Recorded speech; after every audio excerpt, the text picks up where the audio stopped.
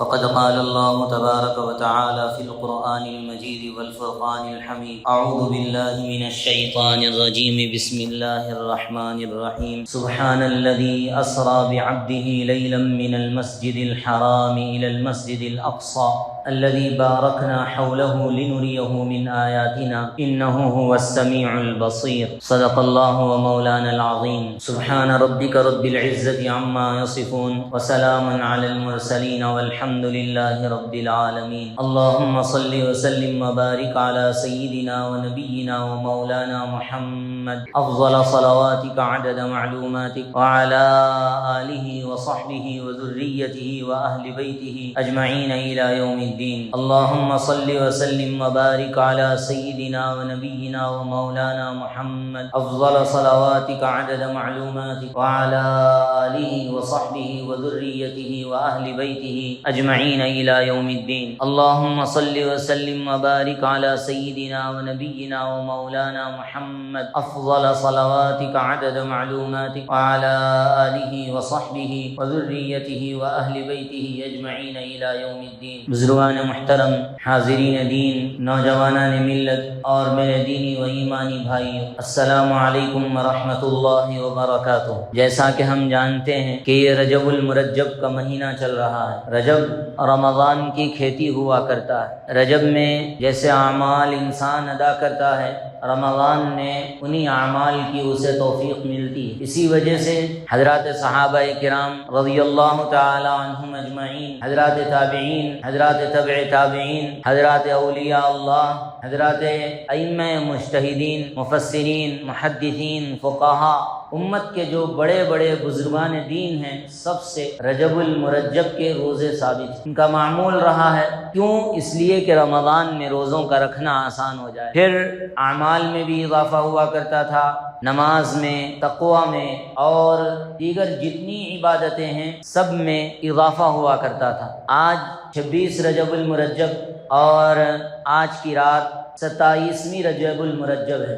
اس دن تاریخ انسانی کا ایک انوکھا دن تھا، ایک انوکھی رات تھی، جس میں ہمارے نبی تاجدار دو عالم، رحمت کائنات، سید الاولین والآخرین، حضرت محمد مصطفیٰ صلی اللہ علیہ وسلم کو آسمانوں کی سیر کرائی گئی اور اپنے پورے وجود کے ساتھ اللہ کے رسول صلی اللہ علیہ وسلم کو معراج پہ بلایا گیا اور آسمانوں کا نظارہ کرایا گیا، جنت دوزخ کا مشاہدہ کروایا گیا، سدرۃ المنتہا سے آگے بھیجا اللہ نے، اور پھر اس کے آگے بنفس نفیس اللہ رب العزت نے اپنے دیدار سے حضور اقدس صلی اللہ علیہ وسلم کو شرف یاب فرمایا اور آپ کو وہ عظیم سعادت نصیب ہوئی۔ ہزاروں کلومیٹر کا فاصلہ اللہ تعالیٰ کے لیے اس کو طے کرانا، اور اس کو یہ اللہ کے لیے کوئی امر مشکل نہیں ہے، اللہ کے لیے کوئی ناممکن بات نہیں۔ پہلا سبق یہیں سے مل جاتا ہے۔ دیکھو، اللہ کے لیے یہ ثابت مانو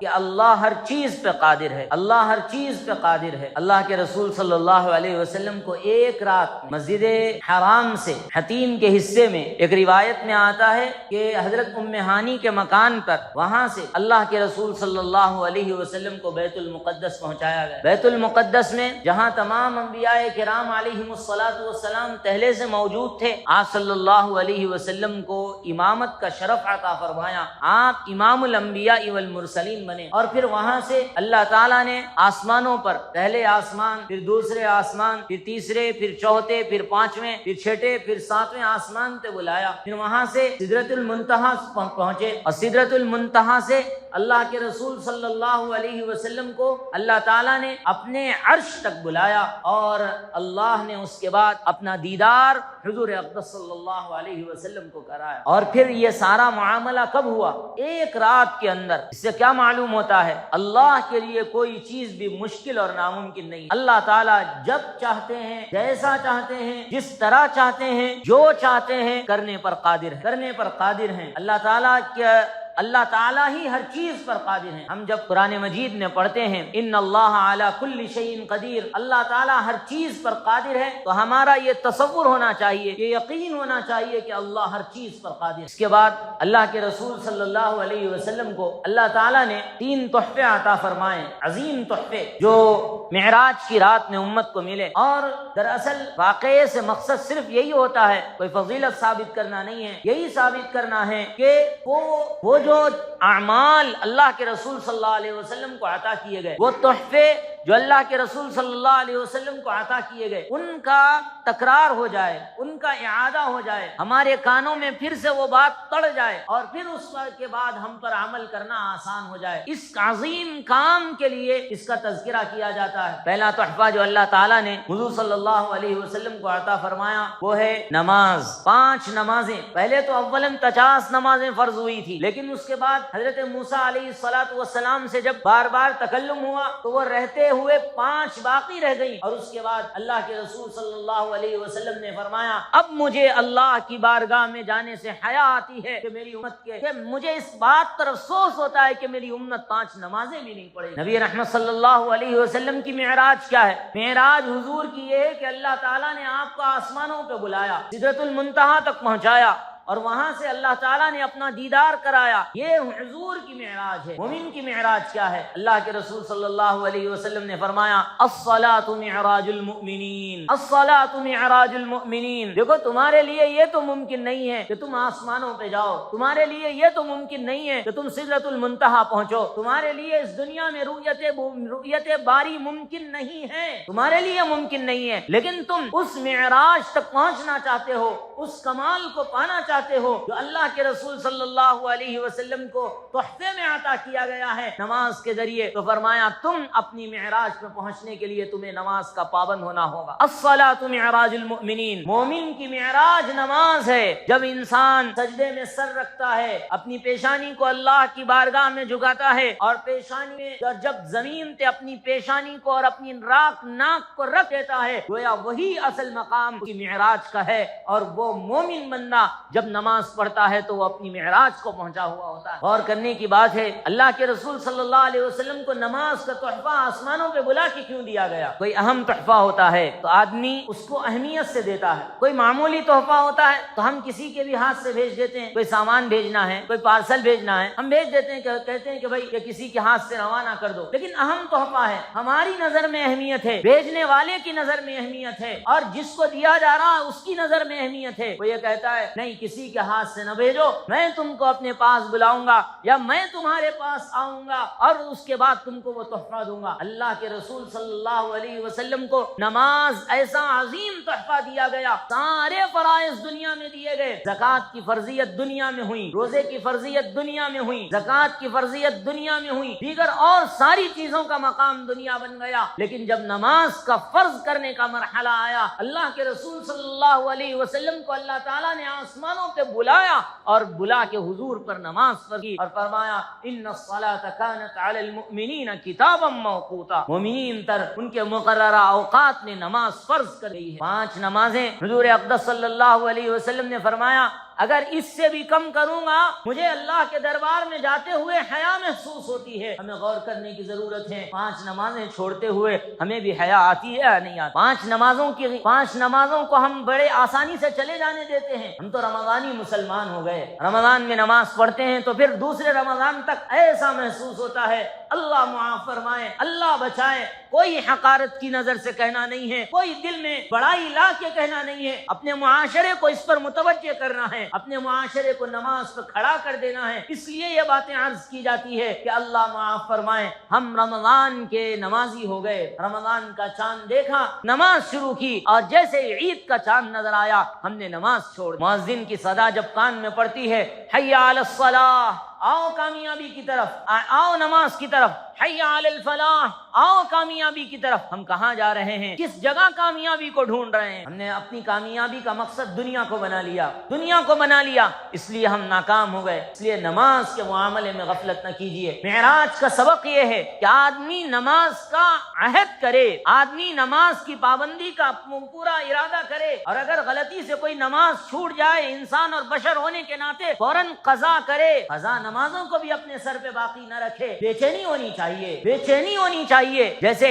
نماز چھوٹ جائے تو پتہ نہیں کون سا ہماری زندگی کا کوئی حصہ نکل گیا, ایسی بے چینی محسوس ہونی چاہیے. اللہ تعالیٰ ان لوگوں کو کیا زندگی عطا فرمائی تھی. حضرات تابعین کے بارے میں, حضرات صحابہ کرام کے بارے میں کیسے کیسے اقوال ملتے ہیں. نماز کی اہمیت, ان کو ان کے نرم دہ بستر نماز کے اوقات میں جہنم کے حصے نظر آتے. نماز کے اوقات ہیں اور سو رہے ہیں تو ایسا محسوس ہوتا کہ ان کا بستر ان کے لیے جنت کا حصہ نہیں ہے, جہنم کا حصہ. بہت اہمیت کے ساتھ نماز پہ گفتگو اس سے پہلے بھی کئی مرتبہ کی گئی. آج بھی شب معراج کی مناسبت سے آپ کے سامنے عرض کی جا رہی ہے کہ سب سے پہلا سبق یہ ہے کہ آپ نماز کے پابند بنیے, نماز کا عہد کیجیے. ہر حال میں نماز پڑھنا ہے. شریعت ہر حال میں بندے سے نماز چاہتی ہے. اگر بیمار ہیں کھڑے ہو کے نہیں پڑھ سکتے, بیٹھ کے نماز پڑھو. بیٹھ کے نہیں پڑھ سکتے, لیٹ کے نماز پڑھو. لیٹ کے نہیں پڑھ سکتے, اشارے سے نماز پڑھو. لیکن نماز چھوڑ نہیں سکتے, نماز چھوڑ نہیں سکتے. ہمارے حضرت ایک جملہ فرمایا کرتے تھے, اگر نماز کسی کے لیے معاف ہونی ہوتی, کربلا کے میدان میں حضرت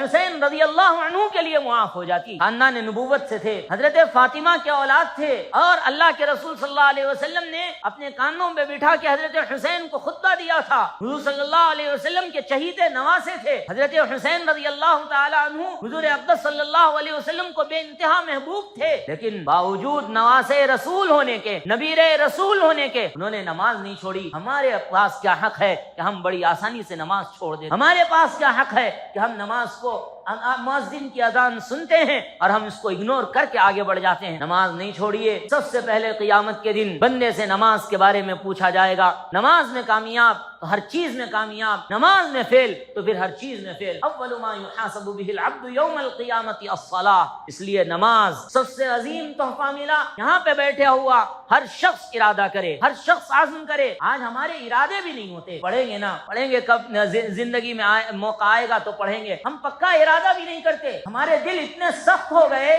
کہ ہم یہ سوچتے بھی نہیں کہ آج سے اب ہم کو نماز پڑھنے کی ضرورت ہے. ابھی بھی ہمارے ذہن میں ہمارے کام ہے, ارے اثر میں وہاں جانا ہے, وہاں پہ فلاں دوست سے ملاقات کرنی ہے, جب ملاقات کریں گے تو میں کیسے نماز کے لیے رکوں گا, کیسے کسی جگہ پہ نماز کے لیے انتظار کروں گا. اللہ اکبر, آج ہم نے کن چیزوں کو اپنا مقصد بنا لیا. اس لیے نماز کا عہد کیجیے. کامیابی کی علامت یہی ہے. اگر واقعتاً شب معراج سے اگر اپنی زندگیوں میں یہ سبق آپ اپنے اندر لاتے ہیں اور آج کی رات کا سبق پانا چاہتے ہیں تو ضرورت ہے کہ ہم نماز کے پابند بنے, نماز کا عہد کریں. اللہ کے رسول صلی اللہ علیہ وسلم کو جو دوسرا تحفہ دیا گیا وہ سورۃ البقرہ کی آخری 2 آیتیں, آمن الرسول بما انزل الیہ من ربہ والمؤمنون. وہ آیات ہر کسی کو یاد ہونی چاہیے. مومن قرآن سے وابستہ ہو, قرآن پڑھنے والا ہو, قرآن کو اپنی زندگی میں لائے. قرآن سے دور رہ کے ہم کامیابی نہیں پا سکتے. زندگی گزر گئی لیکن کبھی قرآن کھول کے دیکھنے کی توفیق نہیں ملی. زندگی گزر گئی لیکن کبھی قرآن معانی کے ساتھ پڑھنے کی توفیق نہیں ملی. زندگی گزر گئی. اگر ان سے پوچھا جائے,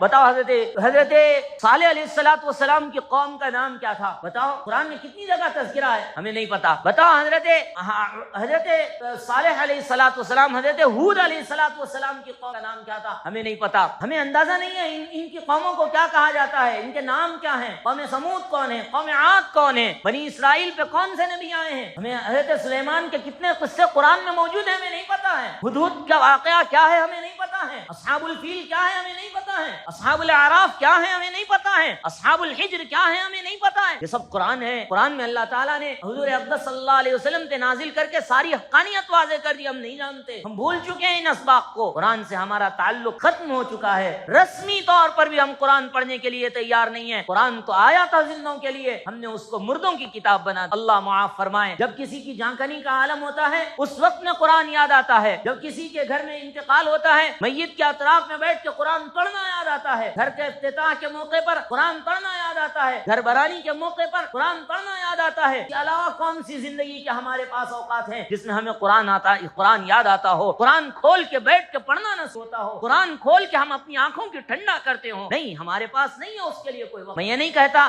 کہ ان اوقات میں پڑھنے سے برکت حاصل نہیں ہوگی, ضرور برکت حاصل ہوگی. افتتاح کے موقع پہ پڑھنے سے دکان میں خیر و برکت ہوگی, گھر میں خیر و برکت ہوگی. قرآن پڑھنے سے میت تجوید کے روح نکلنے میں آسانی ہوگی، قرآن پڑھنے سے ایصال ثواب کا ذریعہ ہوگا، میں اس کا ہرگز انکاری نہیں ہوں، لیکن دیگر اوقات میں قرآن کے واسطے ہمارے پاس کتنا وقت ہے بتائیے، کتنا یاد کیا قرآن ہم نے، ترقی کیا ہوئی ہمارے اندر؟ ہم بارہا اپنے آپ سے یہ سوال کریں، پوچھیں، مکتب میں جو استاذ نے ہم کو 10 صورتیں یاد دلائی تھی، زندگی گزر گئی، کسی کے 50 سال 60 سال، اور کون سی صورتیں ہم نے اپنے یاد کی ہیں؟ کچھ اپ گریڈ کیا ہے اپنے آپ کو، کچھ قرآن کا حصہ یاد کیا ہے، کچھ سیکھا ہے ہم نے۔ سورہ یاسین بچپن میں یاد کی تھی، اس کے علاوہ کبھی سورہ رحمان یاد کرنے کی توفیق مل گئی، سورہ کہف کی ابتدائی 10 آیتیں، سورہ کہف کی آخری 10 آیتیں یاد کرنے کی ہم کو توفیق مل گئی۔ کبھی کسی سے کہا آ کے مجھے یہ سورت مجھے صحیح پڑھنا نہیں آتا، سورہ فاتحہ میری صحیح کرا دیجیے، سورہ فاتحہ میری بہتر کرا دیجیے، کبھی نہیں ہوا ایسا۔ ایک لفظ سے معانی میں تبدیلی آ جاتی ہے، ایک لفظ سے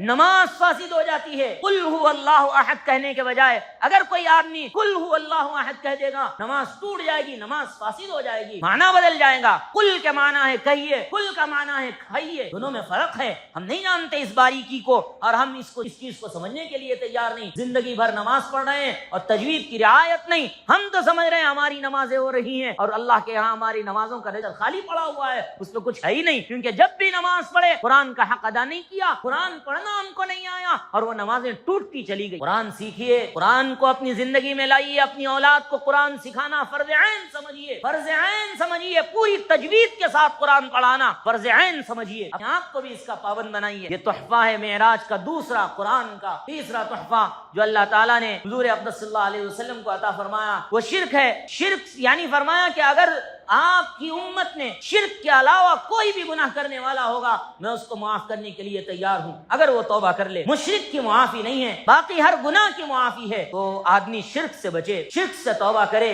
اور اس کے ساتھ ساتھ اس بات کی بھی کوشش کرے حقوق العباد کی ادائیگی میں کوئی کوتاہی نہ ہو۔ یہاں ہمیشہ یہ بات مد نظر رہنی چاہیے، حق العبد بہت ضروری ہے۔ اللہ تعالیٰ کا حق اللہ تعالیٰ اپنے فضل سے معاف کر سکتے ہیں، لیکن بندے کا حق جب تک اس بندے کو حق نہ دیا جائے گا معاف ہوگا۔ پیسے ڈبا کے مریں گے معاف نہیں ہوگا، کسی کا قرض لے کے ادا نہیں کیا اور مر گئے، اللہ تعالیٰ اس کے بارے میں پوچھیں گے۔ یاد رکھیے یہ چیزیں معافی نہیں ملے گی، اس لیے حق العبد میں کوتاہی نہ کیجیے۔ اور اس کے ساتھ ساتھ یہ 3 تحفے ہیں اللہ کے رسول صلی اللہ علیہ وسلم کو اللہ تعالیٰ نے معراج میں مشاہدہ کرایا۔ بہت سے مشاہدے ہیں، 2 چیزوں کا تذکرہ میں اس وقت میں کرنا ضروری سمجھتا ہوں۔ ایک تو وہ جن کے بارے میں اللہ کے رسول صلی اللہ علیہ وسلم کا جن لوگوں پہ گزر ہوا، ان کے ہاتھوں کے ناخن بڑے ہوئے تھے، اور ناخن اس طرح کے جو اپنے ناخن ہوتے ہیں ویسے نہیں تھے، ناخن تھے تانبے کے۔ تانبا جانتے ہیں قسم کا دھات ہوتا ہے، ناخن تھے تانبے کے، اور اس تانبے سے اپنے چہرے کو وہ گھسیٹ رہے تھے، پھر ان کا چہرہ صحیح ہو جاتا،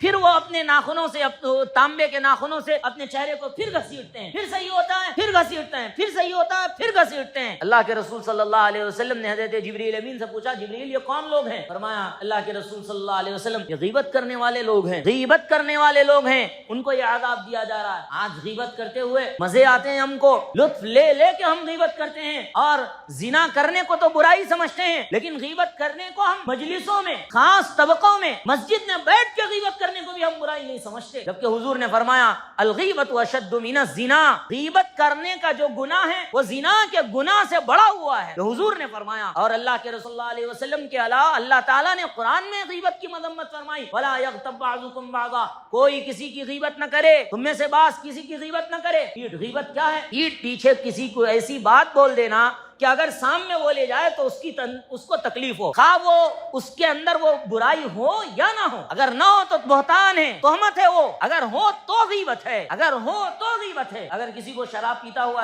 آپ نے دیکھ لیا، آپ آ کے اپنے دوستوں میں کہہ رہے ہیں ارے فلاں شراب پیتے ہوئے میں دیکھ لیا، یہ غیبت ہے بھائی، یہ غیبت ہے۔ آپ جا کے اس سے کہیے بھائی شراب کیوں پی رہے ہو، مت پیجیے، یہ فائدہ ہے اس کا، لیکن آپ دوسروں میں بولنے سے اس کی شراب کیسے چھوٹے گی؟ آپ تو اس کو دوسروں کے سامنے ذلیل کر دیے، اس کی عزت کی حفاظت نہیں کیا آپ نے، اس کو رسوا کر دیا، اس کا ایک عیب لوگوں کے سامنے اچھال دیا ہم نے، یہی غیبت ہے۔ حضور نے اس کے بارے میں فرمایا کہ یہ غیبت زنا کرنے سے زیادہ بڑا گناہ ہے۔ سب مبتلا ہیں، اچھے مبتلا ہیں، خواص اور عوام مبتلا ہیں، سب کی بڑے چھوٹے سب غیبت میں مبتلا ہیں، اور یہ بہت بڑا جرم ہے، اس جرم سے باہر آنے کی ضرورت ہے۔ معراج کا سبق اور آج کے دن کا سبق یہ ہے، غیبت سے اپنے آپ کو بچائیے۔ مطلب ہی نہیں بھائی کسی اور کا تذکرہ کریں کیوں، ہم کو اپنی ذات سے مطلب ہے۔ آپ اس اسٹیشن میں آپ اسٹیشن پہ ٹھہرے ہوئے ہیں اور آپ کو اس ٹرین پکڑنی ہے، آپ دوسرے کو اندر کریں گے یا پہلے اپنی فکر کریں گے؟ کہیں گے پہلے اندر تو چلے جاؤں، اس کے بعد دوسرے کا ہاتھ پکڑ کے میں کھینچ لوں گا۔ پہلے خود کی فکر کرتے ہیں۔ ایئرپورٹ پہ آپ اپنا جہاز چھوڑ کے دوسروں کو، آپ دوسرے جو سفر کرنے والا ان لوگوں کو کہتے ہیں کہ بھائی جاؤ آپ کی فلائٹ چھوٹ رہی ہے، جاؤ آپ کی فلائٹ چھوٹ رہی ہے۔ کہتے ہیں یہ دنیا ایک اسٹیشن ہے، یہاں پہ کوئی ہمیشہ رہنے کے لیے نہیں آیا۔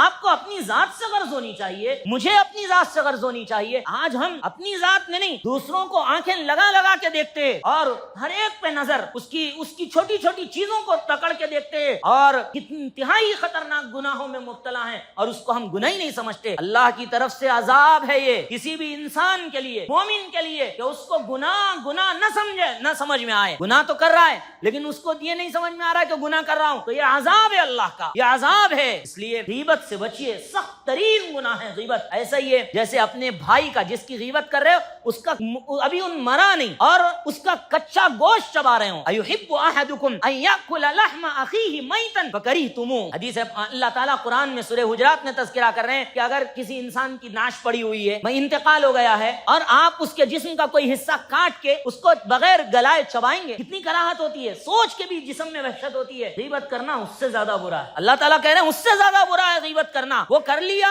اس کا گناہ اتنا بڑا نہیں جتنا غیبت کرنے کا گناہ بڑا ہے۔ سمجھ رہے نہیں اس بات کو؟ ہر مجلس دوسروں کی تذکروں سے بھری ہوئی ہے، کوئی محفل خاندان کی دوسروں کے تذکرے سے خالی نہیں جاتی۔ اس کی غیبت، اس کے بارے میں تذکرہ، ارے انہوں یہ کرے، ارے انہیں وہ کرے۔ ارے بھائی وہ انہوں کیا کرے، انہوں کیا کرے، آپ چھوڑ دیجئے، آپ کیا کرے آپ وہ دیکھیے۔ آپ نے اللہ کو کتنا راضی کیا وہ دیکھیے، آپ نے اپنے نبی کو کتنا خوش کیا وہ دیکھیے۔ اس لیے غیبت سے توبہ آج کے دن ضروری ہے۔ پھر فرمایا اللہ کے رسول صلی اللہ علیہ وسلم نے، چند لوگوں کے پاس سے گزر ہوا جن کے پیٹ گھروں کے اتنے تھے۔ گھر دیکھا ہے، 10x10 کا گھر بھی بڑا کمرہ ہوتا ہے، ان کا پیٹ ایک روم کے ویسا، ایک حجرے کے ویسا، ایک گھر کے ویسا تھا۔ باہر سے ٹرانسپیرنٹ تھا، باہر سے اندر پیٹ کے اندر کیڑے مکوڑے سانپ بچھو نظر آ رہے ہیں اور سانپ اس کے پیٹ میں ڈس رہا ہے۔ اللہ کے رسول صلی اللہ علیہ وسلم نے پوچھا کون لوگ ہیں یہ؟ جبریل امین سے۔ فرمایا یہ وہ لوگ ہیں جو سود کھانے والے ہیں، انٹرسٹ کھانے والے لوگ ہیں۔ اللہ اکبر! کیا کہا جائے، کیا بتایا جائے؟ ہماری قوم کو خون کے آنسو رونے کی ضرورت ہے، تڑپ جانے کی ضرورت ہے۔ آج کون ہے جو انٹرسٹ میں مبتلا نہیں؟ اپنے گریبان میں جھانکیے، مجھے اپنے بارے میں جاننے کی ضرورت ہے، آپ کو اپنے بارے میں جاننے کی ضرورت ہے۔ سودی قرضے کتنے عام نہیں ہو گئے، کوئی شادی بغیر سودی قرضوں کے نہیں ہو رہی۔ فضول رسموں میں ہم ایسا جکڑ گئے کہ سودی قرضے لینے پہ مجبور اور سود میں مبتلا۔ یاد رکھیے سود کھانے والے، اللہ کے رسول صلی اللہ علیہ وسلم نے فرمایا الا، کان کھول کے سن لو، سود کھانے والا بھی، سود دینے والا، سود لینے والا، سود لکھنے والا، سود پر گواہ بننے والا، چار لوگ کلہم فی النار، تم سب کے سب جہنمی ہو۔ حضور نے فرمایا، پھر فرمایا یا ایھا الذین آمنوا اتقوا اللہ، اے ایمان والو اللہ سے ڈرو، وذروا ما بقی من الربا، سود کو چھوڑو اگر تم مومن ہو، ان کنتم مؤمنین، اگر تم مومن ہو تو سود کو چھوڑو، اگر نہیں چھوڑتے تو پھر راضی ہو جاؤ اللہ سے جنگ کے لیے، راضی ہو جاؤ اللہ کے رسول سے جنگ کے لیے۔ ہے طاقت ہمارے اندر اللہ سے مقابلے کی، سمجھتے ہیں ہم اللہ سے مقابلہ کرنے کے لیے تیار ہے، کاہے کے لیے سود میں پڑے ہوئے ہیں۔ چھوٹے چھوٹے بچے ای ایم آئی کے نام پہ سود میں مبتلا ہیں، انٹرسٹ پے کر رہے ہیں، گاڑیوں کا انٹرسٹ پے کر رہے ہیں، ہوم لون کے نام پہ سود پے کر رہے ہیں، ایجوکیشن لون کے نام پہ سود پے کر رہے ہیں، اور گاڑیوں کار لون کے نام پہ سود پے کر رہے ہیں، اور بائک لون کے نام پہ سود پے کر رہے ہیں۔ کون سی اسکیم ہے جس میں ہم سودی قرضوں میں مبتلا ہیں؟ سودی قرضوں سے باہر آئیے۔ کوئی بھی قوم سودی قرضوں میں رہتے ہوئے ترقی نہیں کر سکتی، ہرگز نہیں کر سکتی۔ اللہ سے جنگ اور تم ترقی کر لے، کیسے ممکن ہے؟ اب یہ سمجھ میں ہم کو یہ وقت میں اعتراض ہوتا ہے، اللہ تعالیٰ کیا کر رہے ہیں مسلمانوں کے لیے؟ مسلمانوں اپنی حالت دیکھو، ہم کیا کر رہے ہیں؟ اللہ کے احکام پہ کتنا عمل کر رہے ہیں، کتنا سود سے بچے ہوئے ہیں۔ آزمائش ہے، حالات سبھی پہ آتے ہیں، ہم پہ نہیں، سبھی پہ آتے ہیں۔ اس آزمائشوں میں کیا ہم بچ پاتے ہیں؟ نہیں بچ پاتے ہیں، یہ امتحان ہے۔ اس لیے نوجوان بچوں سے کہتا ہوں کہ اپنی خواہشوں کے لیے اپنے ماں باپ کو نہ ستاؤ، ہم کو فلاں بائک چاہیے اور پھر آپ کے لیے جو ہے سود لے کے بائک کار لون لے کے آپ کو دلانی پڑے، ہم کو بہترین گھر، عالیشان گھر بنانے کی ضرورت ہے اور پھر اس کے لیے ہم ہوم لون میں مبتلا ہو گئے۔ سود نہیں، سود دینا بھی نہیں ہے، سود لینا بھی نہیں ہے۔ حضور اقدس صلی اللہ علیہ وسلم کا ایک ارشاد سنا کے بات کو ختم کرتا ہوں۔ حضور نے فرمایا، اللہ اکبر، یہ حدیث سناتے ہوئے رونگٹے کھڑے ہو جاتے ہیں، پوری امت کو سمجھنے کی ضرورت ہے۔ حضور نے فرمایا سود کا ایک درہم اپنی ماں سے 36 مرتبہ زنا کرنے سے زیادہ بڑا۔ اب آپ کے ہاتھ میں ہے، اختیار اختیار آپ کے ہاتھ میں، ہمارا نہیں ہے. یہ نبی نے بتائی ہوئی باتیں ہیں، یہ ہماری نہیں ہیں. ہم نبی کا پیغام آپ تک پہنچا رہے ہیں، اللہ کا قرآن آپ تک پہنچا رہے ہیں. ہم اپنے گھر سے یہ باتیں آپ کو سنا نہیں رہے ہیں. یہ ایمان کا تقاضا، یہ دین کا حصہ ہے. اس لیے آج کے دن توبہ کیجئے، جو ہوا ہوا، اب عزم کیجئے، اب ارادہ کیجئے. انشاءاللہ سود نہیں کھائیں گے، نہ سود دیں گے، نہ سود لیں گے، نہ سود پر گواہ بنیں گے، اور نہ سود لکھنے والے بنیں گے. اللہ تعالیٰ کہنے والے کو کہنے سے زیادہ، سننے والوں کو سننے سے زیادہ عمل کی توفیق نصیب فرمائیں. آمین یا رب العالمین. وصلی اللہ تعالی علی سید المرسلین محمد وآلہ وصحبہ اجمعین برحمتک یا ارحم الراحمین.